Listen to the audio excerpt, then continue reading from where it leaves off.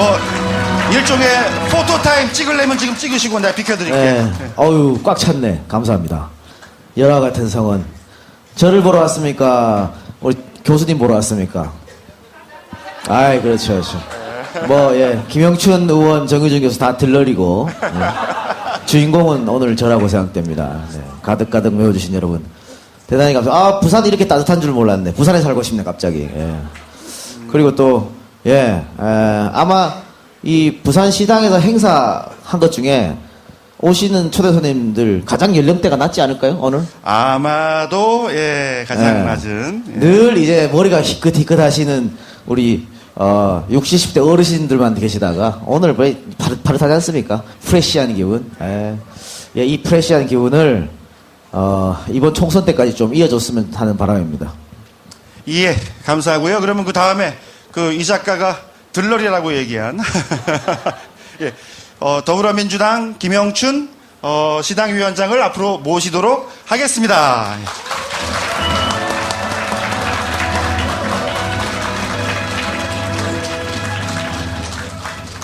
예, 덜러리 김영춘입니다. 반갑습니다. 오늘 우리 부산이 아주 경사가 났습니다. 우리 이동영 작가를 모시고 아주 즐거운 자리, 또 김영삼 전 대통령과 부산의 지나간 역사적인 이야기까지 함께 해보는 자리고, 그래서 우리가 함께 꿈꾸는 좋은 세상 어떻게 만들어갈 건지도 한번 함께 꿈꿔보는, 그래서 모두 함께 꿈꾸면은 뭐가 된다? 실현이 된다. 현실이 된다. 그런 마음가짐으로 오늘 이 자리에 함께 적극게 보내봤으면 좋겠습니다. 고맙습니다. 예, 감사합니다. 자, 자리에 앉아주시고요. 이 박사와 이 작가 EJ 그 스페셜 시작하겠습니다.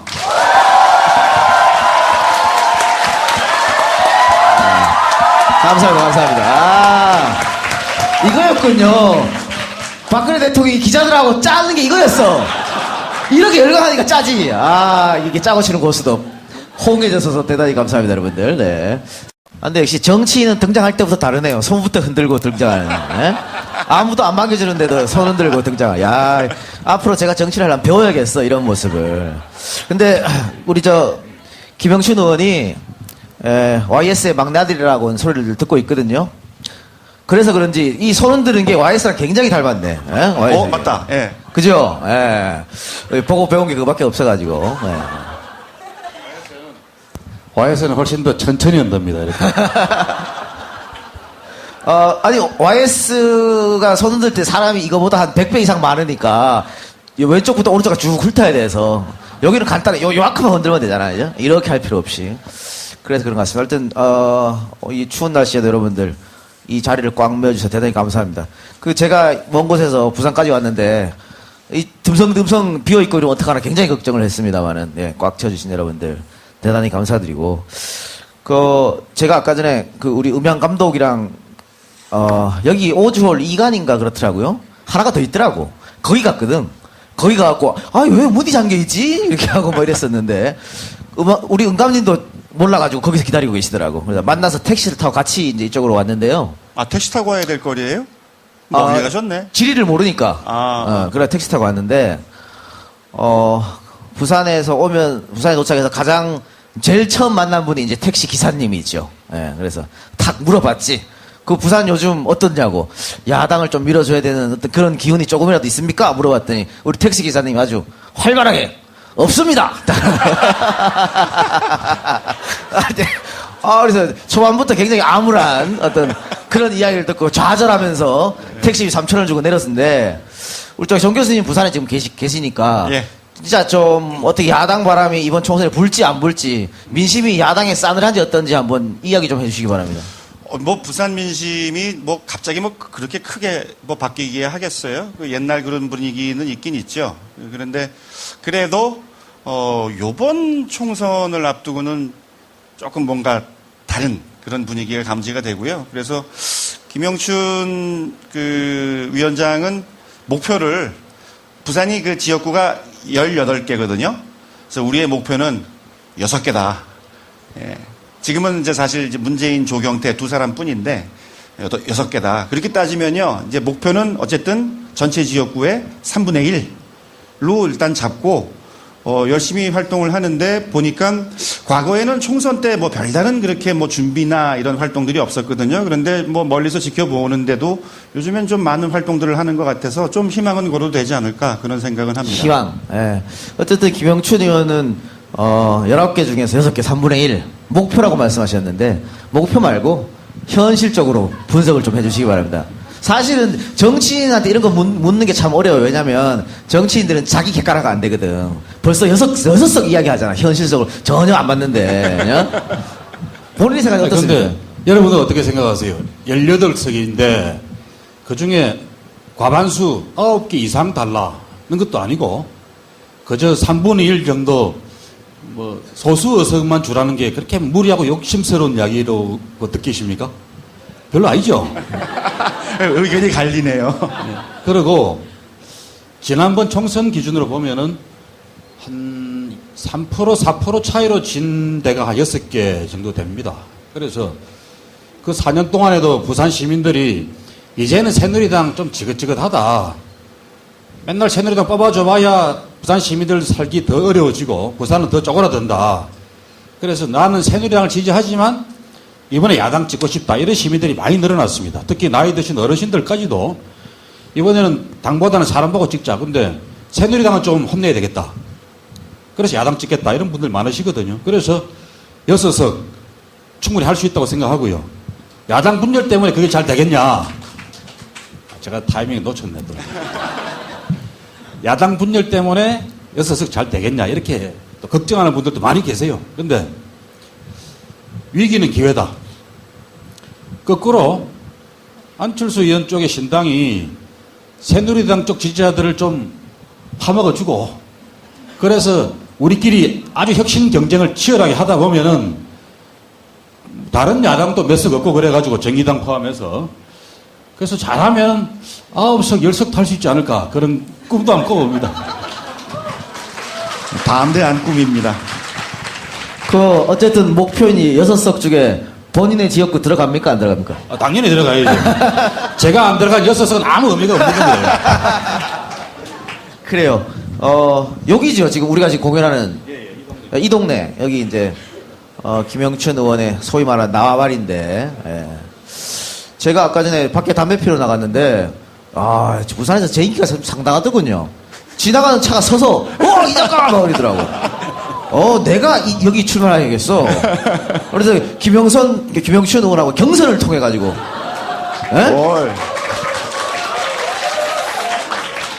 잘못하면 또 출마도 못 해보는 거 아니냐 모르겠네.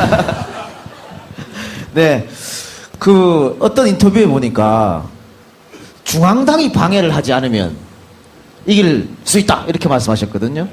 근데 이 말은 부산에 출마하시는 다른 모든 의원들이 늘 하던 얘기였고요. 노무현 전 대통령도 그런 말씀하셨어요. 중앙당만 방해 안 하면 이길 수 있다. 어떤 뜻입니까? 이 부산에서는 이제 당대 당싸움을 해갖고서는 새누리당을 싸워 이길 수가 없어요. 그래서 중앙당은 흔히 이제 어떤 측면에서 방해가 되는가 하면은 부산 사람들이 맨날 우리 야당을 폄하하는 말들로 빨갱이 당이다, 뭐 전라도 당이다, 뭐 오만 말들로 이제 폄하를 하는데 그런 이야기들을 선거 때만 되면 더 막 없는 것까지도 지어내서 공격하려고 그러는데 간혹 보면은 우리가 조금 후보 공천을 한다든지 뭐 이번처럼 선거 앞두고 자기들끼리 분열해서 오히려 적정 분열을 해가지고 이적 행위를 한다든지 이런 일들을 많이 해서 선거판을 망치는 경우가 종종 있었습니다. 그래서 제가 이제 방해만 안 하면 그 앞에 말은 안 도와줘도 좋다. 방해만 안 해도 이길 수 있다. 이런 건데 물론 그 야당의 후보라는 것 자체가 일단 선거 출마하는 사람으로서는 큰 도움이죠. 그걸 전제한 상태에서 중앙당이 악재만 안 만들어주면은 우리 힘으로 개인기로 돌파해볼게. 뭐 이런 거였습니다. 그러니까 보통 그런 얘기 많이 하지 않습니까? 쟤 참 사람은 좋은데 당이 이런 얘기.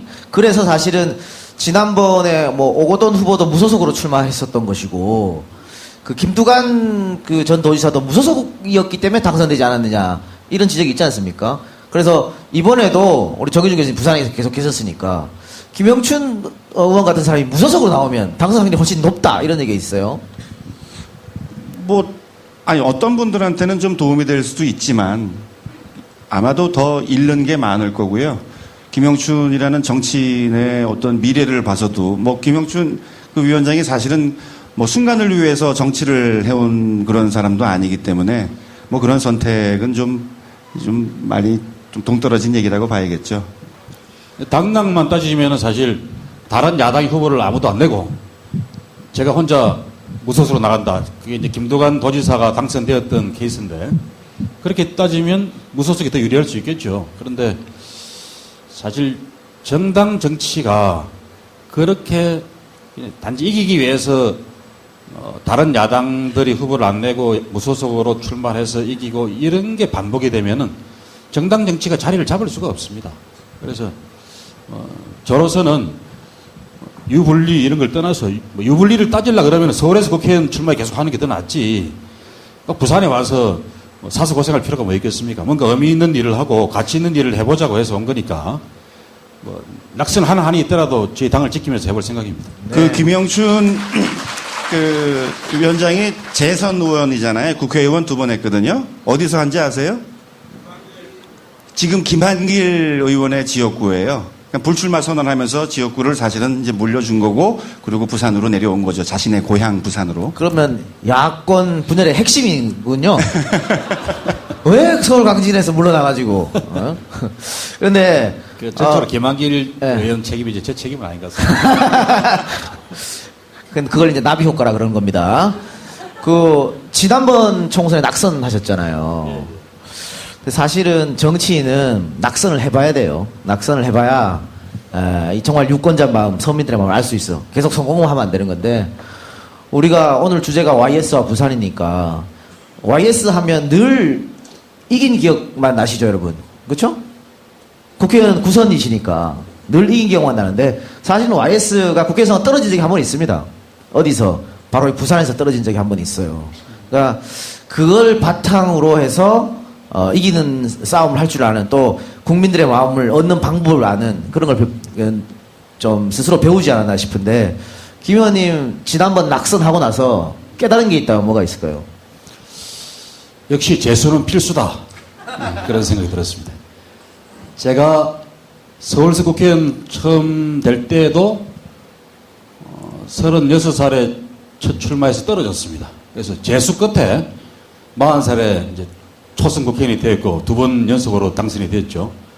방금 이 작가님 말씀대로 YS도 54년 거제도에서 처음 당선이 됐다가 자유당으로 됐다가 이승만 대통령 그때 4.4 5.입기원 자기 장기 집권하려고 한 그것 때문에 반발 탈당을 하고서 2번째 출마를 58년도에 거제도를 벗어나서 이제 탈출해갖고 부산 서구로 왔다가 떨어졌습니다.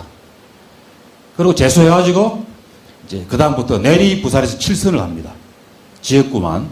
그래서 부산에서 뭔가 의미 있고 가치 있는 도전을 하고자 하는 사람은 재수는 필수 코스구나. 그런 마음으로 4년 동안 열심히 재수 생활을 해왔습니다. 예. 방금 말씀하신 것처럼 YS가 이승만 1인 독재한 거에서 자유당을 탈당. 김영춘 의원도 한나라당 국회의원이었지 않습니까? 왜 웃으시지? 초선 당선될 때 한나라당으로 당선이 됐고, 네. 이제 2번째 당선될 때는 열린우리당. 네, 그러니까. 한나라당이어서, 한나라당이 이제 도로민정당이 됐다. 그러면서 탈당하셨잖아요. 그럴 때 사실 YS가 충원이라든가, 고원이라든가, 충고라든가, 혹시 없었습니까? 왜? 탈당하노? 이런 거라든가. 저는 이제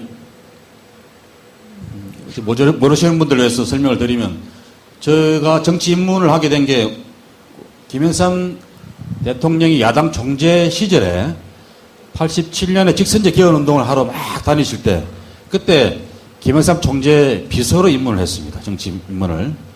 그래서 김영삼 대통령 저한테 항상 영춘아 이렇게 부르시는데, 국회의원 되고 나서는 호칭을 바꾸시더라고요. 김 의원 이렇게 바꾸시던데, 제가 한나라당 탈당을 2003년도에 했습니다. 2003년 몇 월인가요? 했는데 초선일 때. 네, 초선 국회의원 시절에 전화가 오셨어요. 전화를 하셨어요. 그래서 상도동을 찾아가 뵀더니 탈당 발표하기 하루 전날입니다. 점심을 먹자 그러셔갖고서는 2시간을 저를 만류하셨어요. 네 나가면 죽는다. 우선 떨어진다. 내년 총선에서. 그 다음에 이 노무현이 따라가려고 그러나. 그거 아닌데요. 그래서 와 나가려고 그러나. 도론민정당이 돼서 저는 도저히 여기서 정치 못하겠습니다. 이 당이 YS가 개혁을 이야기하던 그 당이 아닙니다. TK 민정계, 과거에 민정당 했던 세력이 주축이 돼가지고 도로 민정당이 되어서 제가 나가려고 그러는 겁니다. 그랬더니 그건 이해하겠는데 일단 네가 너무 힘들 거다. 내가 자유당 탈당해서 한번 떨어져 봤잖아. 그러면서 저를 2시간 동안 말리셨는데 결국 제가 이제 마지막에 한마디 딱 들었더니 알았다 그러시더라고요. 뭐라 그랬는가 하면은 저는 청년 YS의 제자입니다. 그 자유당 4.4.5 개헌에 반대해서 기성만 대통령한테 이건 아니요라고 감히 크게 부러짓고 그때 당시는 거제도가 순깡촌이었거든요. 지금처럼 다리 연결도 안 돼 있었어요.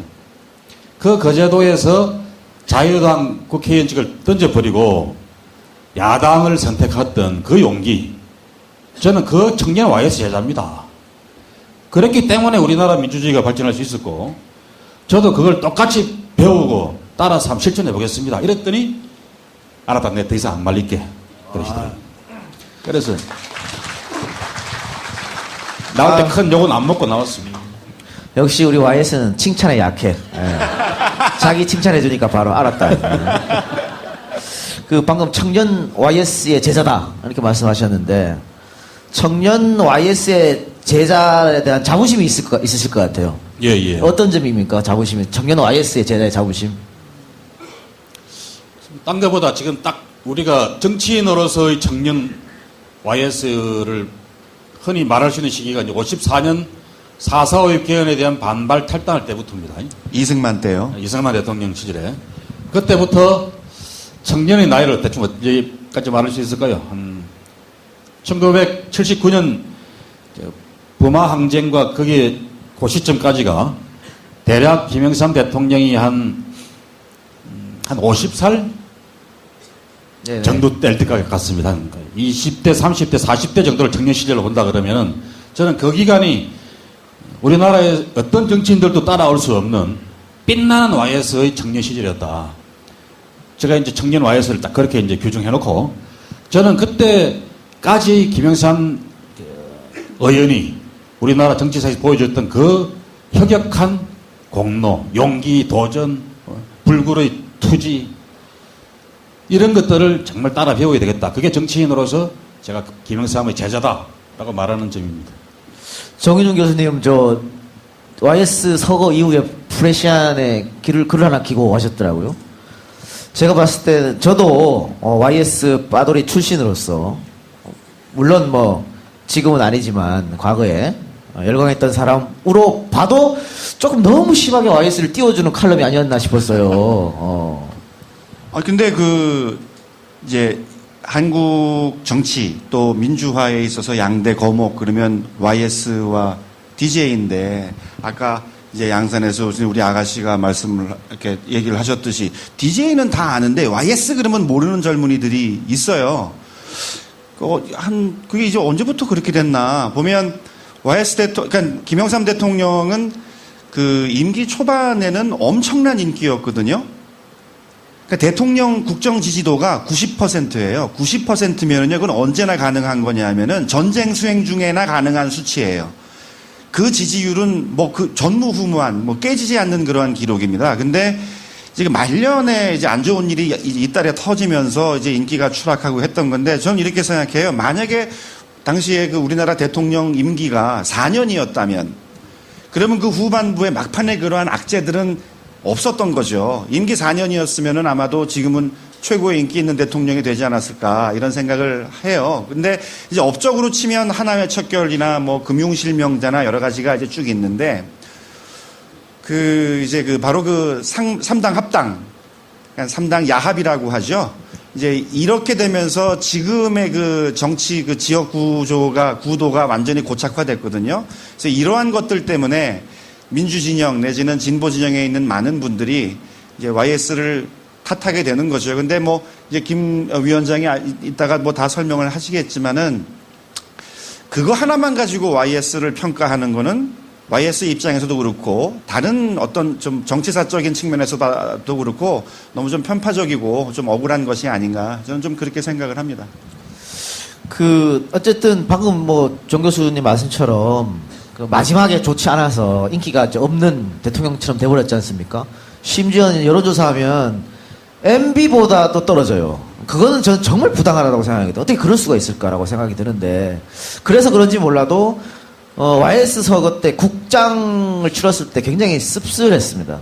그러니까 빈자리가 너무 많았었고 뭐 날씨도 안 좋은 면이 없지 않아 있었습니다만 DJ 노무현 대통령 국장할 때랑 비교하면 너무 좀 썰렁했었어요. 썰렁했었고 대통령도 참석하지 않고 아마 대통령께서는 YS가 자기한테 이렇게 뭐 안 좋게 말한 것들 기억에 남아가지고 적어놓으셨을 거예요. 우리 대통령이 마음이 그렇게 넓으신 분이 아니어서 그리고 또 국장에 갔는데 자기가 국장 가면은 YS의 그 빛나는 민주화 투쟁의 역사가 막 그래서 스크린에 나올 거 아니에요. 그 빛나는 민주화 투쟁의 대상이 누구였어? 자기 아버지였잖아. 그걸 앉아서 봐야 되거든. 그러니까 참 아마 못 갔을 거 이해는 합니다만은 국장인데 대통령이 참석하는 게 굉장히 썰렁해가지고 우리 YS의 막내 아들이라고 불리는 김 의원님께서 굉장히 좀 가슴이 아팠을 것 같아요. 어땠어요 당시에? 저는 그 앞쪽 자리에 앉아 있는데 그 뒤까지는 미처 잘 못 봤습니다.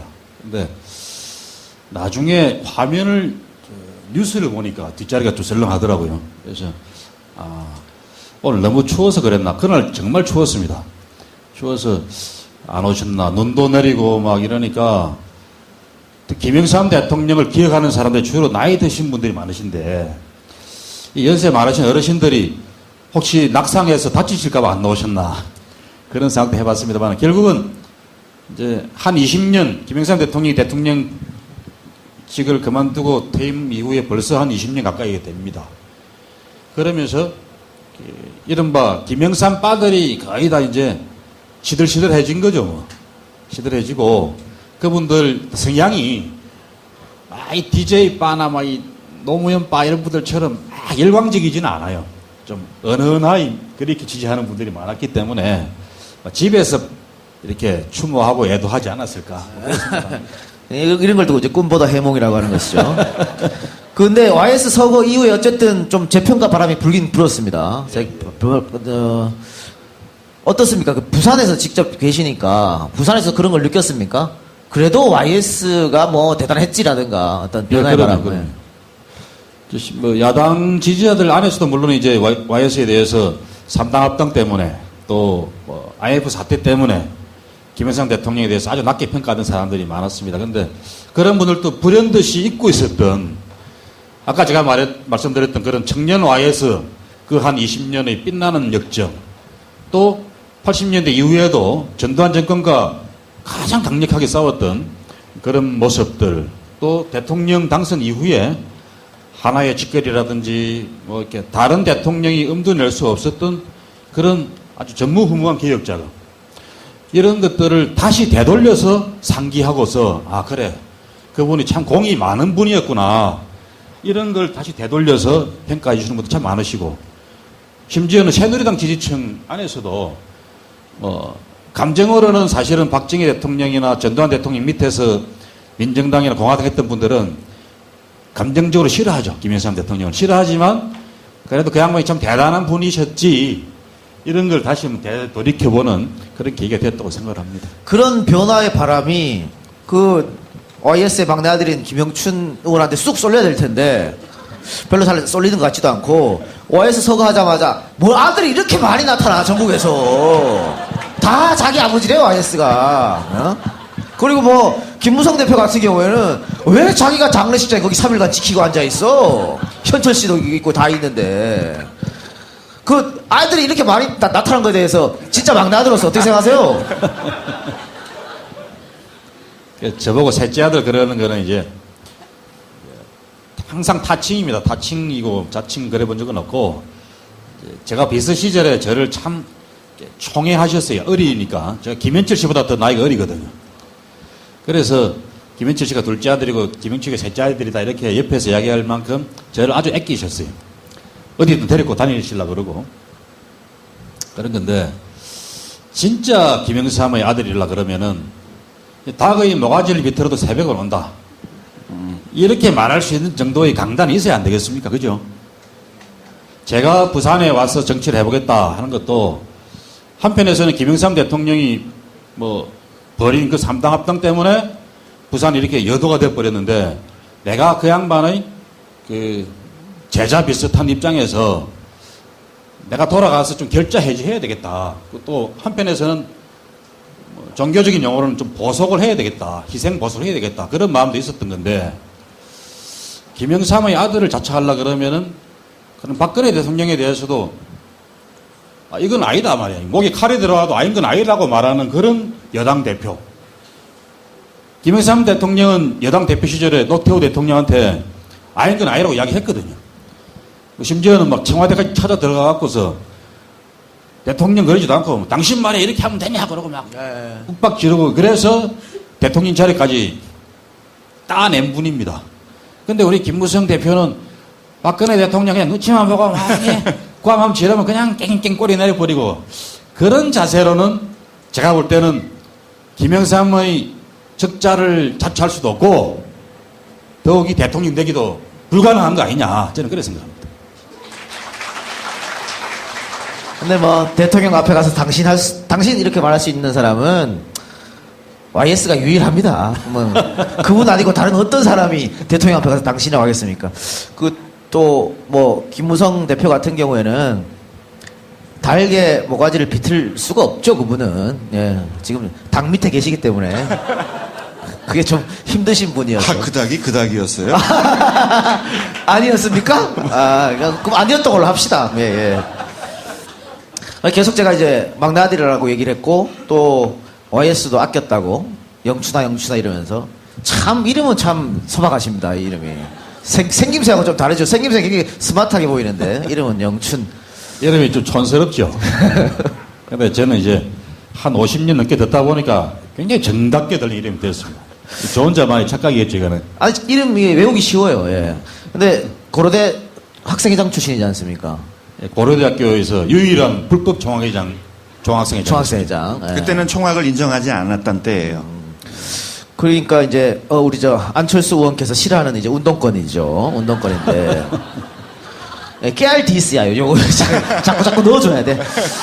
그런데 그 운동권 출신이 상도동으로 들어간다. 네. 그때 그 당시로서는 거의 있을 수 없는 일이거든요. 손가락질도 막 하고 그때도 변절자 막 소리 들었을 테고. 이단화였죠. 이단화. 그렇죠? 예, 예. 어떻게 그런 선택이 가능했을까요?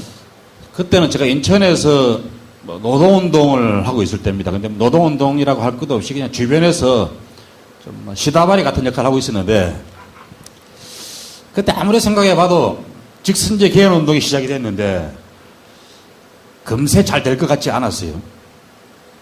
전두환이가 워낙 무섭게 폭압적인 정치를 하고 있을 때니까 잘 되겠나. 근데 또 한편 곰곰이 생각해봐도 직선제 개헌이 안 되면은 우리나라의 형식적인 민주주의도 잘 진행이 안 될 거고 그때 노동운동이 맨날 힘든 게 노조 설립 자체가 힘들었습니다. 노조 설립하려고 하는 사람은 전부 다 빨갱이 취급에 다 잡아가고 그랬으니까 이 모든 게 다 직선제 개헌으로 상징되는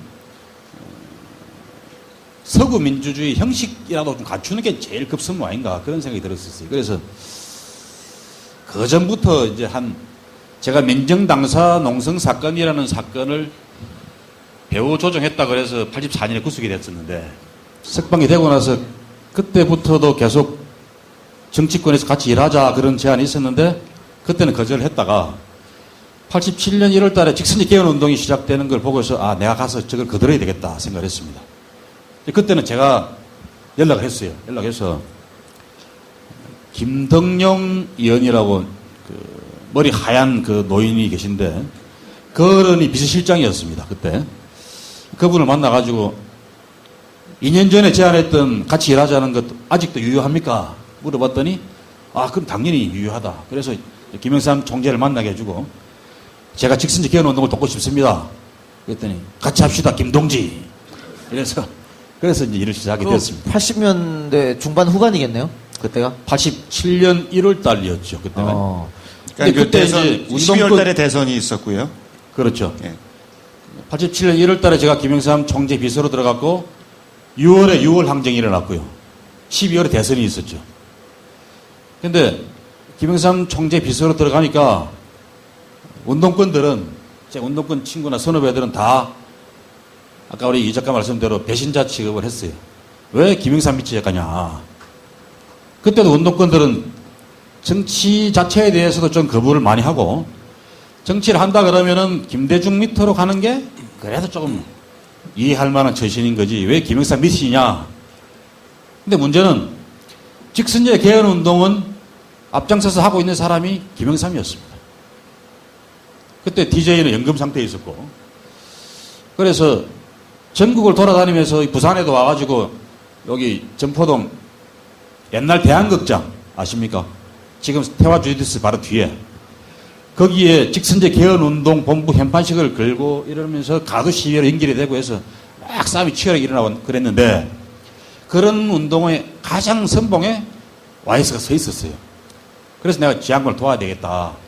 그런 마음으로 이제 들어왔는데 그런 생각 자체도 운동권의 입장에서 볼 때는 굉장히 좀 배관시 되던 이상한 행동이었습니다.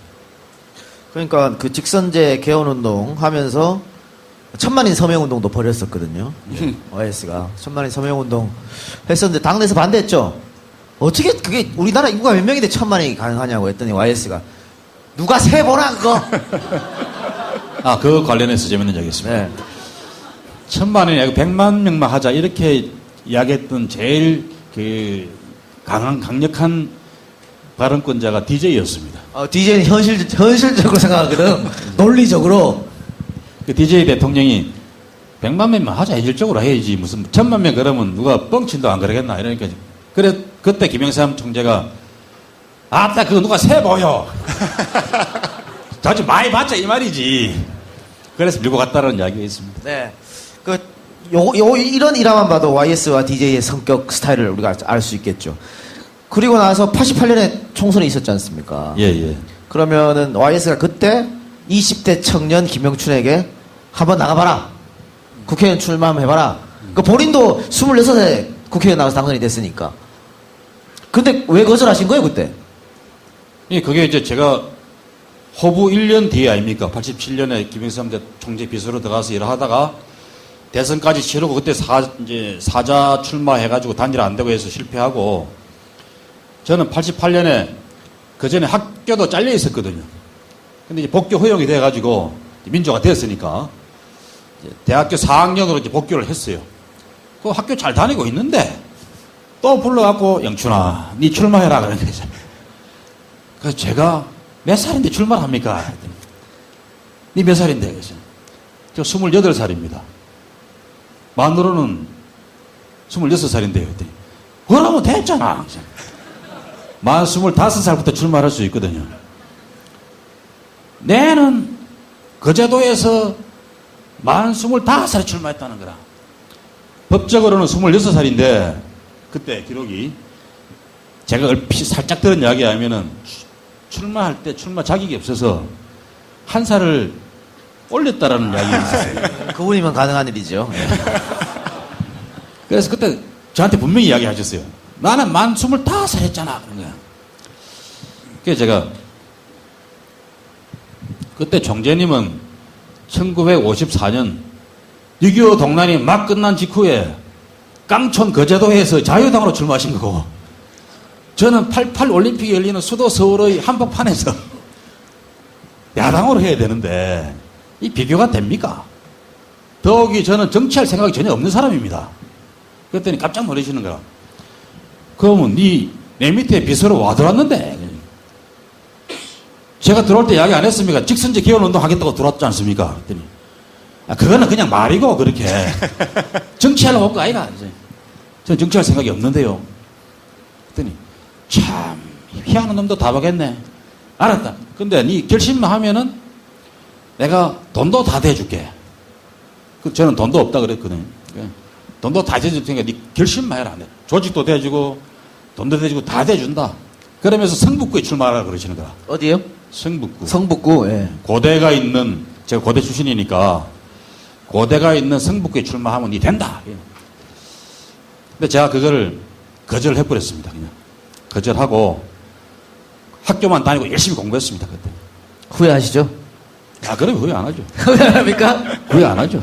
아니 근데 돈 다 대준다 그러고 조직 다 대준다 그러고 누가 나한테 그런 제안 좀 안 해주나? 돈 다 대주고 조직 다 대줄게 이런 거 이거 했으면 우리는 바로 콜 이렇게 할 텐데 어쨌든 그 거절하셨던 거고 이제 이후에 이제 두 분의 인연에 대해서 따로 설명하더라고. 제가 정윤준 교수님께 이 타임에 여쭙고 싶은 게 아까 왜 90%라고 했잖아요. YS 지지율 예. 현역 때 한참 잘 나갈 때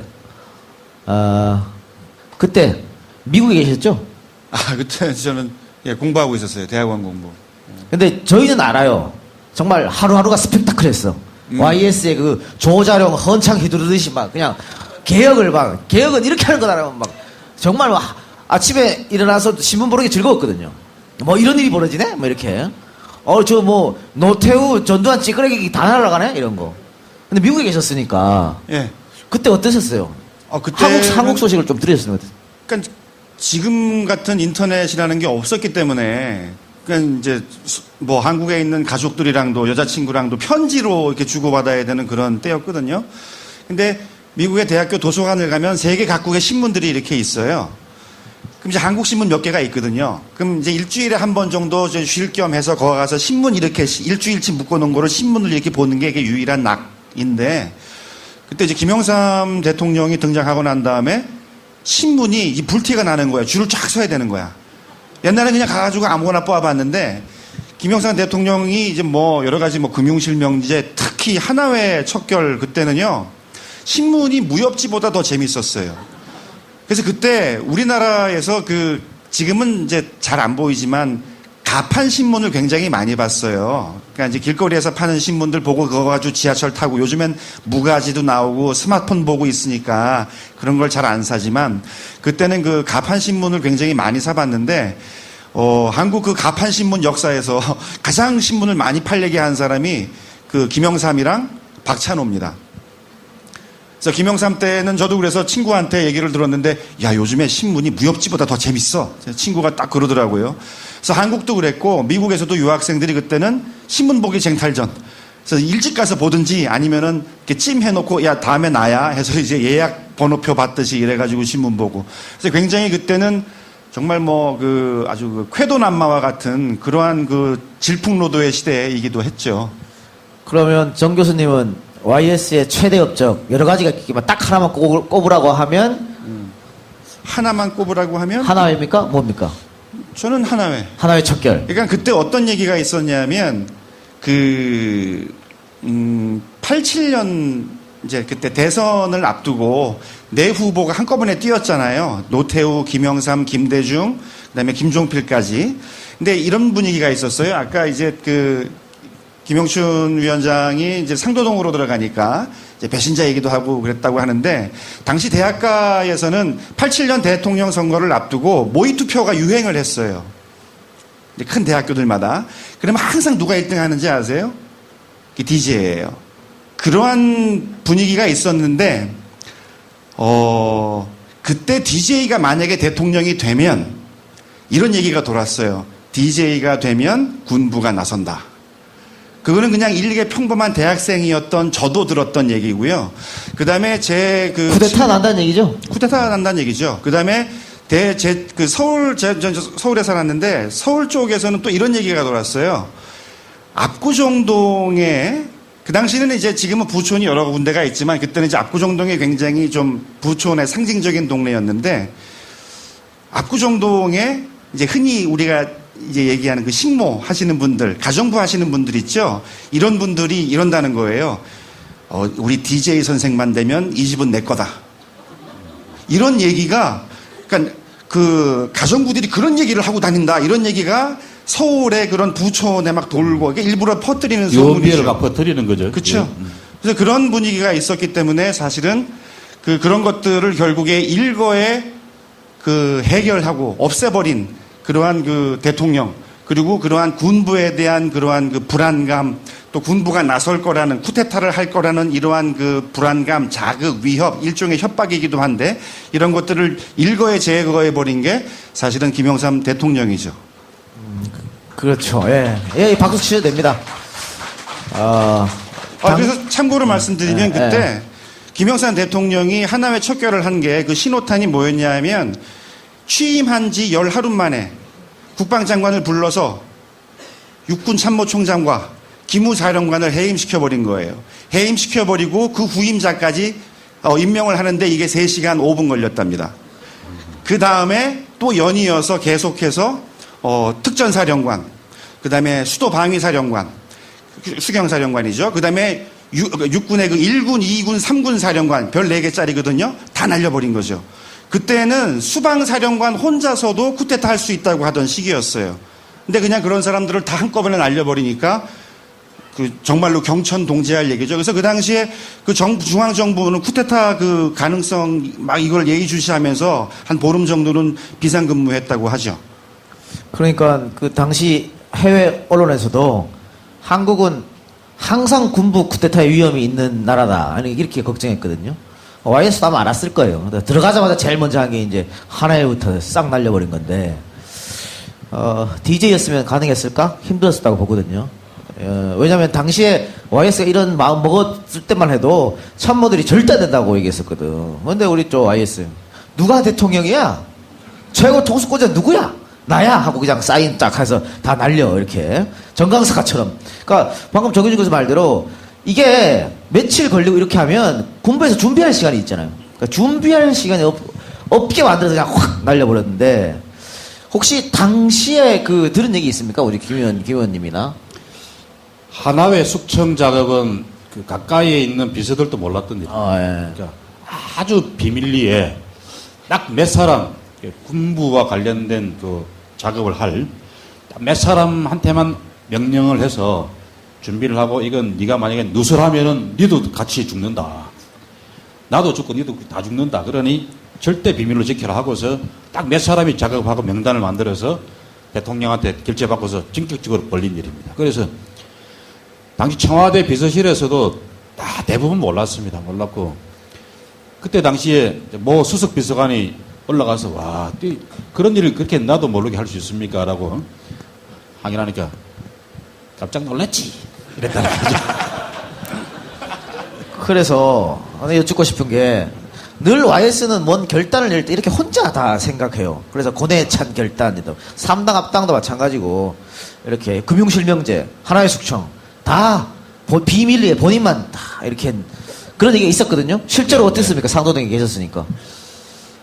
근데 그 대통령 되고 나서 몇 가지 비밀을 요해야 되는 특히 하나의 숙청이나 금융실명제도 이게 사전에 정보가 공개가 되면 경제 혼란이 일어나서 안 된다. 이게 실명제 실질 자체가 숲으로 돌아간다. 이런 생각 때문에 아주 그것도 철저히 비밀로 지키고 진행했습니다. 그런 한 몇 가지 빼고서는 김영삼 총재의 그러니까 대통령 되기 전에 YS의 스타일은 모든 문제를 참모들이나 심지어 외부에 자기가 조언을 들어야 될 사람들한테 항상 오픈해가지고 어떻게 생각하십니까? 그런 이야기를 아주 다양한 사람들을 만나면서 극좌에서부터 극우파까지 또 뭐 아주 노인부터 젊은 사람에게 얘기까지 남녀노소를 막론하고 다양한 이야기를 경청해 듣고 결론을 내리는 그런 리더십 스타일이었습니다. 그런 평소의 그 행태와는 전혀 반대되게 금융실명제 하나의 숙청 작업은 전격 작전식으로 비밀리에 치렀던 게 참 깜짝 놀랄 일이었습니다. 본인도 놀라셨고. 예, 예. 네. 그 김영삼 대통령이 머리가 나쁘다. 계속 그 아들로 계셨으니까 이야기도 해보고 뭐 철학적으로 사고를 논해보고 했을 거 아닙니까? 또 사실 김영춘 의원이 꿈이 문학도였답니다. 작가를 아무나 하는 게 아닙니다, 근데. 그러니까 문학도가 되려면 기본적으로 풍부한 독서량이 있어야 되거든요. 근데 우리 YS께서 책을 전혀 안 읽으신다 또 이런 얘기도 있고 머리가 나쁘고 이런 얘기 있는데 거기에 대해서는 어떻게 생각하십니까? 책을 썩 좋아하시는 것 같지는 않았어요. 그리고 이 표현이 어휘나 이 표현이 다양하지는 않으세요. 그래서 저는 아까도 뭐 이 작가 말씀대로 이제 문학도였으니까 김영삼 총재가 이제 무슨 기자회견을 하거나 이러면 저는 밖에 나가 있었습니다. 괴로워서. 그러니까 똑같이 판에 박힌 그 말들을 계속 반복을 하고 또 어떤 경우는 동문서답도 하시고 저렇게 말씀하면 안 되는데 저 기자는 다른 걸 물었는데 YS는 자기 하고 싶은 말만 계속 하는 거라. 그러니까 내가 창피해서 사실은 밖에 나가 있었던 적이 많습니다. 그런데 솔직하게 얘기해 주셔서 감사합니다. 예. 근데 그 뒤에 보니까 그게 맞더라고요. 이 정치인은 매번 말이 달라지고 가령 뭐 똑같이 박근혜 대통령이 경제정책이 엉망이다 이런 이야기를 자리마다 다른 말로 하면은 특히 작가들은요 똑같은 말을 계속 반복하는 걸 되게 싫어합니다. 죽기보다 싫어합니다. 그래서 어떤 때는 직설법으로 이야기하고 어떤 때는 뭐 은유법으로 이야기하고 어떤 데 가서는 뭐 점층법으로 이야기 이렇게 복잡하게 이야기하면은 사람들이 나중에 무슨 이야기 했는지 기억이 하나도 안 남아요. 근데 YS식으로 계속 똑같은 말만 반복하면은 신문이나 방송에서 그 이야기 듣는 국민들은 나중에 그 이야기 머릿속에 딱 남아요. 그리고 기자가 물어본다고 그래서 그 대답에 정직하게 항상 정직하게 대답을 해주면은 내가 하고 싶은 이야기는 항상 온데간데 없고 그 기자가 궁금해하는 것만 계속 보도가 된단 말이죠. 그러니까 YS식으로 동문서답 해도 내가 하고 싶은 이야기 계속 하면은 무슨 조중동이 뭐가는 외국 보도 할 수가 없어. 왜? 딴 얘기 한 게 없으니까. 요거를 요즘 배워서 써먹는 사람이 정청래 의원이에요. 그렇습니다. 정청래 의원이 나한테 뭐라고 얘기했냐면 야, 이 작가 기자들이 자꾸 물어보잖아. 거기 대답해 줄 필요 없어. 내가 하고 싶은 얘기만 하면 돼. 질문하고 전혀 상관없는 내가 하고 싶은 얘기만.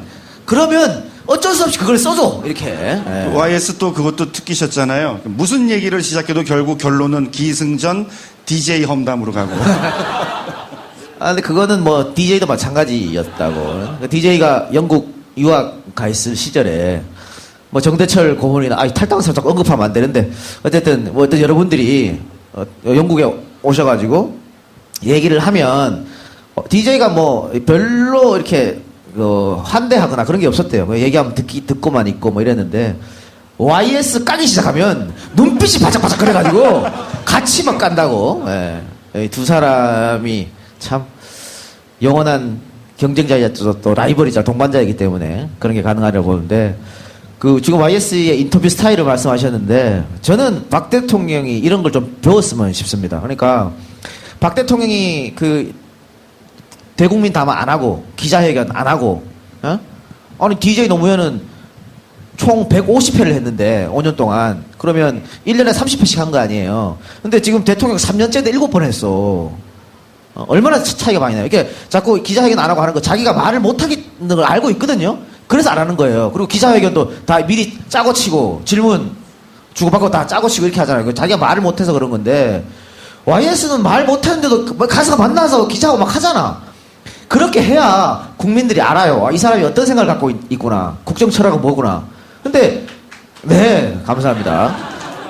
박 대통령 그게 안 되니까 국민들은 말 잘하는 대통령을 원하는 게 아니고 진정성 있는 대통령을 원하거든요. 근데 그 진정성이 없어서 좀 안타깝다 이런 생각이 좀 들고 지금 YS의 뭐 머리 나쁨 이런 얘기를 했는데 뭐 이 이야기는 사실 정치권이나 혹은 일반 국민들 다 알고 있는 사실이죠. DJ가 쓴 책보다 YS가 읽은 책이 작다라는 뭐 그런 말이 있을 정도인데 우리 정 교수께서 어떤 칼럼에서 너무 그거는 부당한 공격이다 이렇게 썼어요. 그거 부당한 공격을 하는 건 뭡니까? 아니 근데 그러니까 지금 아까 김영춘 위원장도 그 청년 김영삼을 존경한다라고 얘기했잖아요.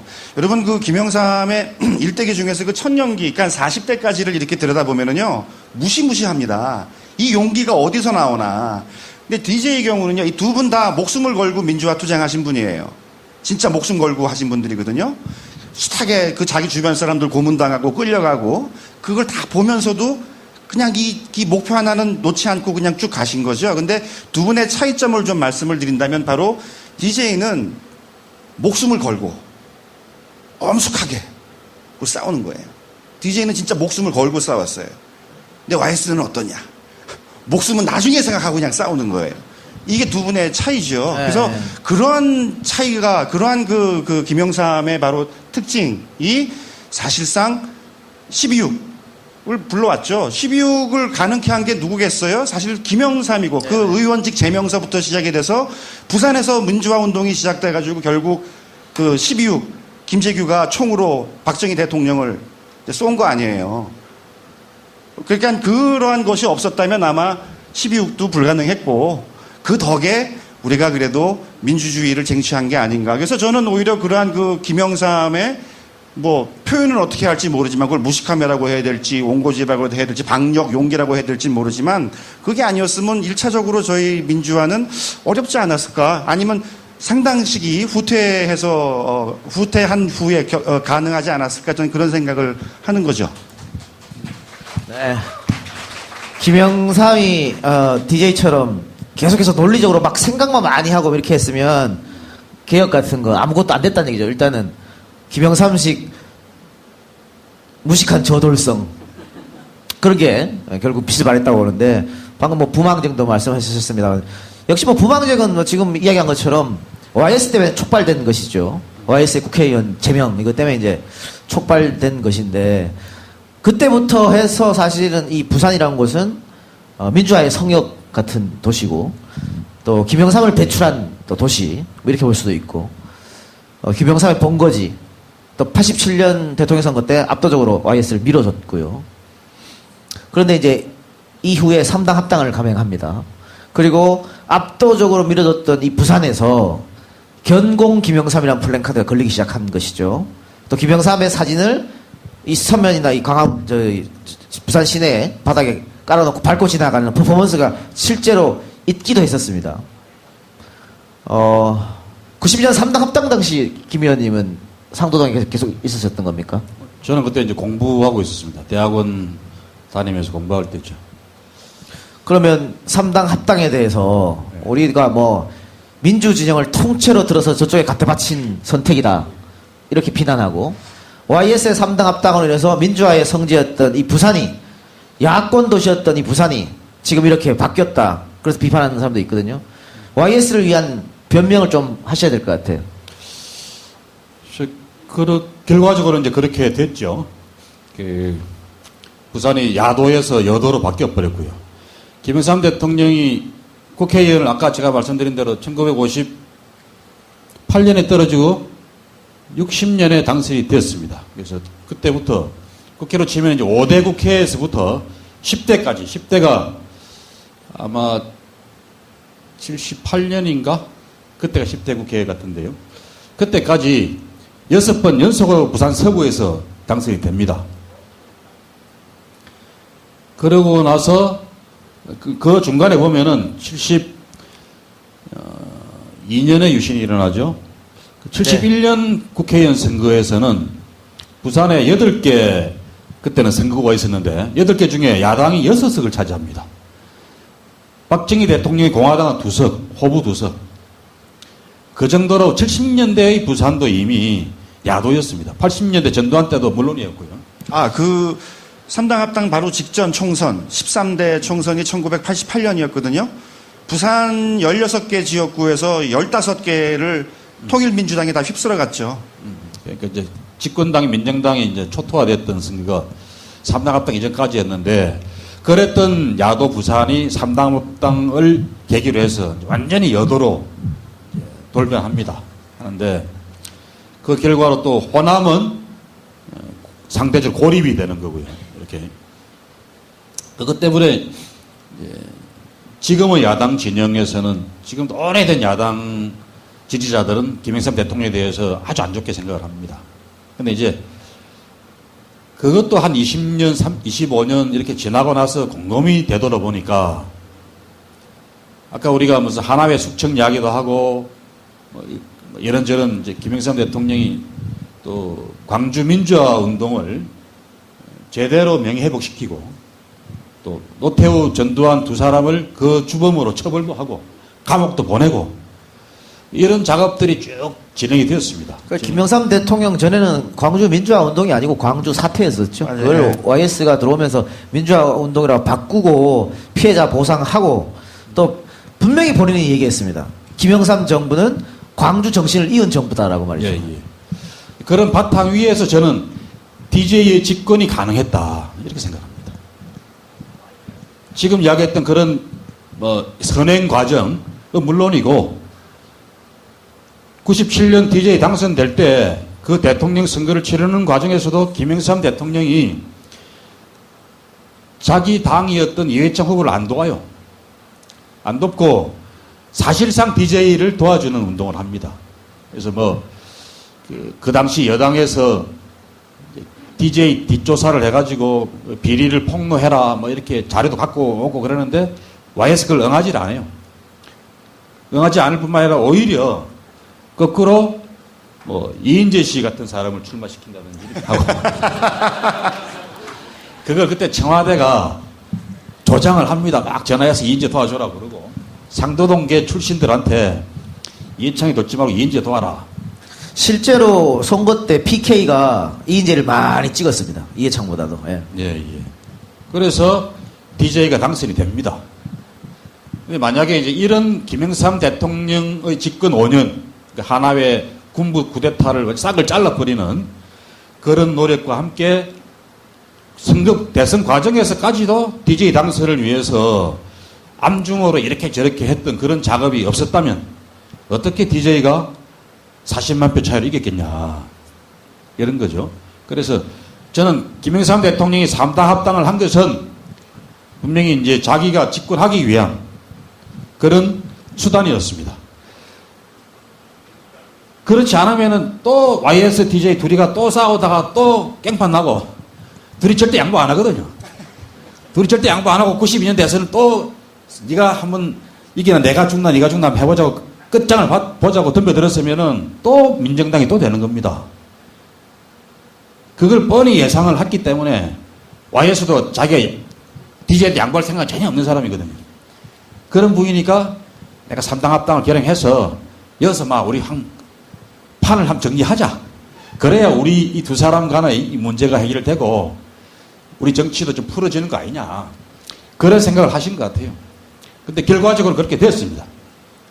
그래서 그 뒤에도 물론 이제 김영삼 대통령이 저평가된 여러 가지 중에 하나가 이 3당 합당도 있는 건데 저는 결과적으로 DJ 대통령의 당선, 노무현 대통령의 당선이 순차적으로 가능했던 게 바로 그런 사전에 레일을 깔아놨기 때문에 가능했던 거다. 이렇게 바라본다 그러면 이제는 좀 그 양반에 대해서 이제 3당 합당조차도 결과적으로는 재평가를 해주실 때도 안 됐나. 그래 생각을 해봅니다. 어떻게 변명이 되는 것 같아요? 저 또 뭐 DJ 노무현 당선이 김영삼이 없었으면 불가능했을 것이라는 거에 100% 동의합니다. 많은 3당 합당의 가오는 너무 심하지 않는가 뭐 그런 생각을 또. 아니 근데 이제 그런 게 있어요. 어떤 한 사람을 평가할 때, 특히 대통령까지 했던 한 인물을 평가를 할 때 좀 전체적으로 봐야 되는 거 아니겠어요? 그래서 지금 김영춘 위원장이 한 얘기도 있지만 3당 합당, 3당 야합이라고 하죠. 너무 아프죠. 그런데 우리가 그 양반한테 모든 걸 다 해달라고 바랄 수는 없잖아요. 그러니까 그 양반도 하나의 숙제를 후배들한테 남겨주고 떠나신 건데, 그럼 그 정도 하나 정도는 그럼 후배들이 해결을 했었어야지. 그거는 야권이 이제까지 뭐랄까 좀 무능해서 그 문제를 해결 못한 거죠. 지금도 싸우고 있잖아요. 그렇죠? 그러니까 그런 것들은 우리에게 주어진 숙제였는데 우리가 해결을 못한 거지. 그 모든 지금 현실에서의 모든 이유, 불만, 그 탓을 그 양반 한 사람한테만 그냥 자꾸 던지고 하는 거는 그 우리로서도 좀 도리가 아닌가, 저는 그렇게 생각을 합니다. 3당 합당 이후 멀어져간 부산 민심을 땡겨오는 것은 YS 후배들의 몫이었다. 거기에 대해서 뭐 미진했던 것도 뭐 사실이긴 하죠. 근데 제가 저는- 한마디만 좀 네, 보태릴 수 네, 하십시오. 예. 있습니까? 합당 발표가 났어요. 3당 합당. 그래서 제가 이제 그전까지는 주로 그분이 저를 부르셨는데 제가 대학원 공부를 하고 있었다 그랬잖아요. 제가 찾아갔습니다. 그 다음날 상도동을 찾아가서 왜 그러셨는지 충분히 이해하겠습니다. 그러니까 기재의 관계 때문에 그렇게 결정한 거는 충분히 이해를 합니다만은 저는 도저히 그게 안 받아들여집니다. 내나 똑같은 이제 그 소위 민주진영에 있던 사람들이 똑같은 그때 심정이 그랬던 것 같아요. 그때 그 김 위원장은 열 받았어요. 그 뉴스를 보고. 심정적으로는 안 받아들여지고 논리적으로 김영삼 총재의 머릿속에 들어가 보면 이해가 되고 그런 거죠. 그래서 찾아가서 왜 그랬는지는 이해는 되나 저는 못 따라가겠습니다. 생각하시는 대로 잘 되시기는 빌겠습니다. 그리고 이제 앞으로 제가 못 찾아뵙겠습니다. 라고 하고 나왔어요. 나왔는데 한 1년인가 더 지났는데 그 합당이라는 게 2대8 합당이거든요. 김영삼 민주계는 20%밖에 안 되고 70%가 노태우 민정계고 민정당이고 10%가 JP공화계입니다. 근데 공화계와 민정계는 어차피 한 이 묶음이라 2대8 싸움이라. 그런데 한 1년쯤 지나니까 이제 그때는 박철원 씨라고 그 노태우 정권의 황태자가 있었습니다. 그 박철원 씨가 앞장을 서서 김영삼 그 당시 대표인데 대표를 밟기 시작합니다. 지근지근 밟으려고 딱 작심을 하고 덤벼들었어요.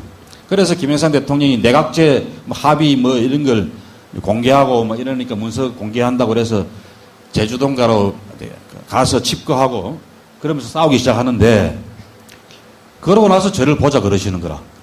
그래갖고 저는 그때는 영춘아 그랬습니다. 영춘아 내가 요즘 힘들다. 니 내 좀 도와도.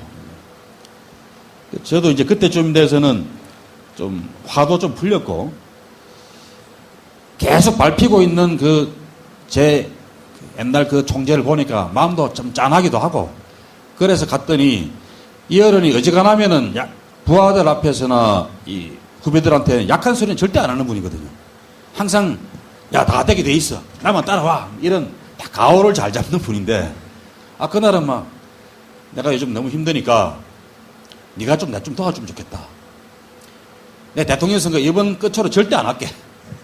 한 번만 도와도 그러시더라고요. 그래서 제가 나중에 다시 들어가서 그 양반을 돕게 됐는데 결과적으로는 그 승부가 통했습니다. 통해서 그 뒤에 아까 말씀드린 이런저런 일들이 이제 일어나게 된 거죠. 그런 이제 뭐 비하인드 스토리 같은 걸 말씀드렸습니다. 저는 사실은 정말 김영삼 빠돌이였거든요.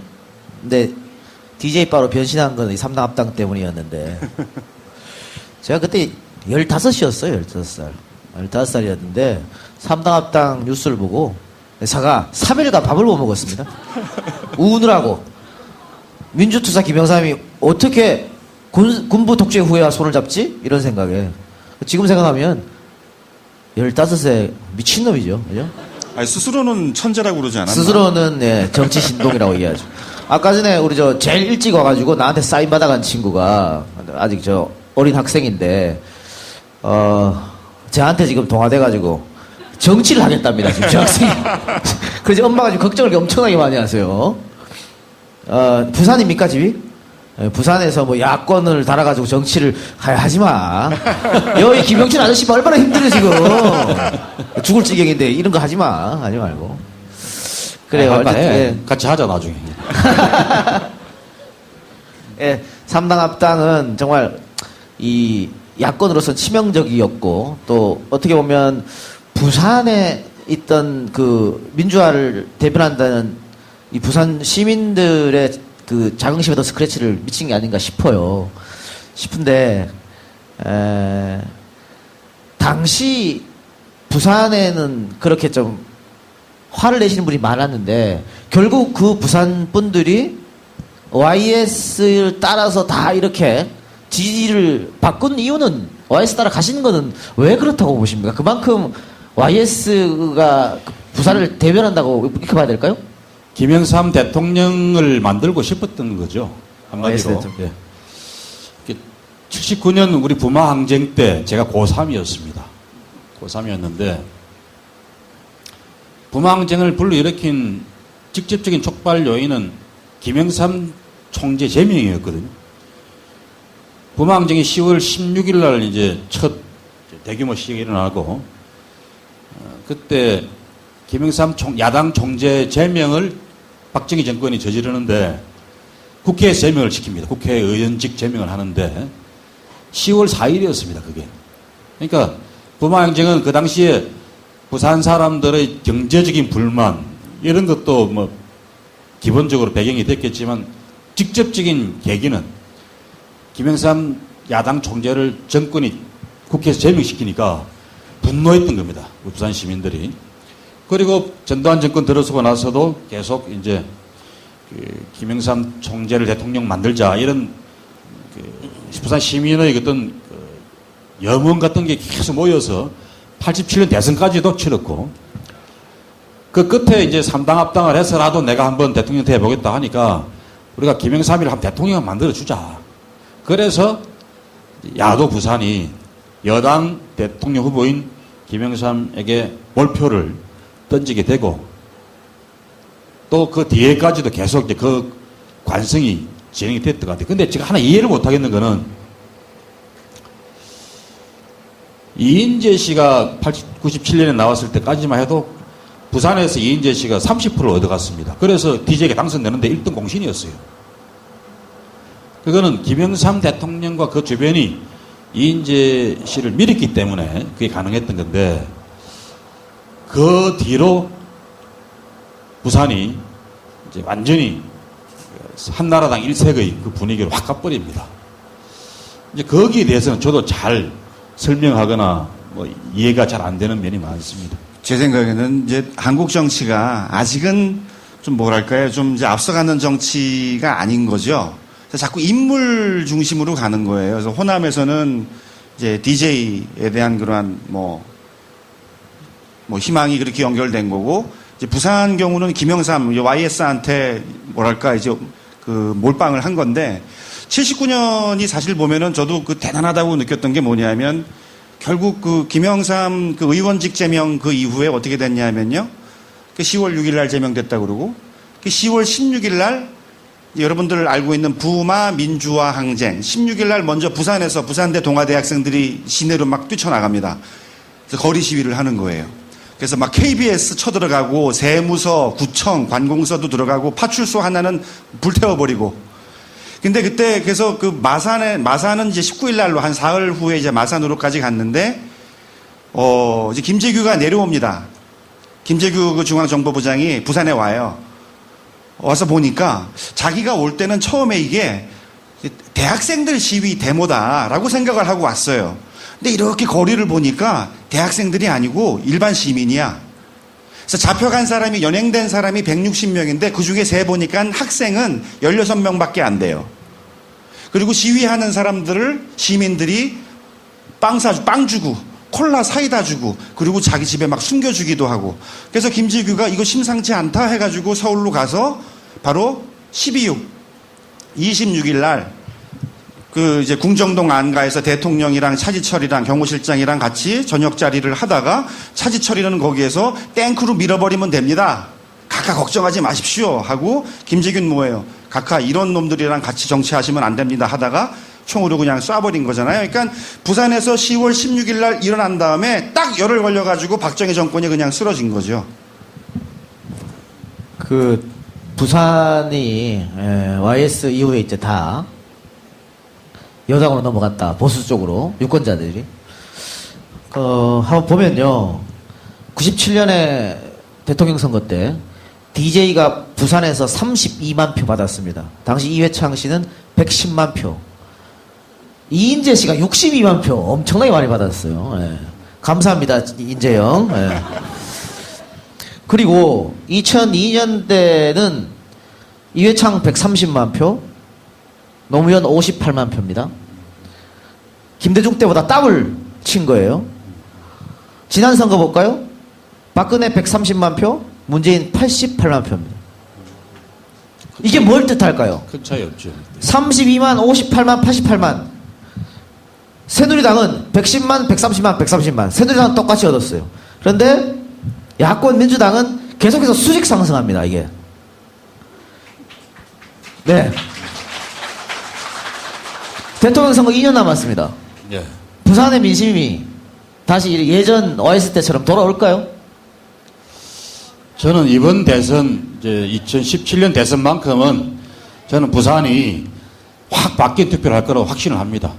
이미 새누리당 지지층들도 이제 염증을 내거든요. 그리고 정권이 한 10년 이제 보수층에서 했으면은 또 그 다음 정권은 이제 개혁 쪽에서 해야 된다. 이런 상식을 가진 부산 시민들이 너무 지금 많습니다. 그래서 부산에서도 꼭 지금의 야당이 승리하는 그런 대선이 치러질 거라고 저는 확신하고 있습니다. 네, 감사합니다. 네.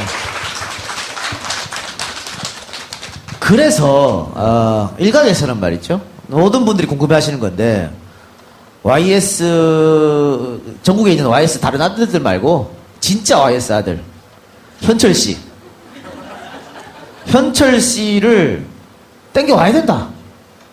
그래서 현철 씨를 중심으로 바람을 좀 일으켜야 되는 거 아니야?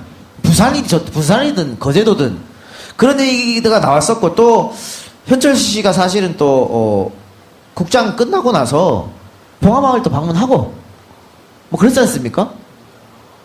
그런데 무슨 문자 파동이 터지면서 좀 쑥 들어갔어요.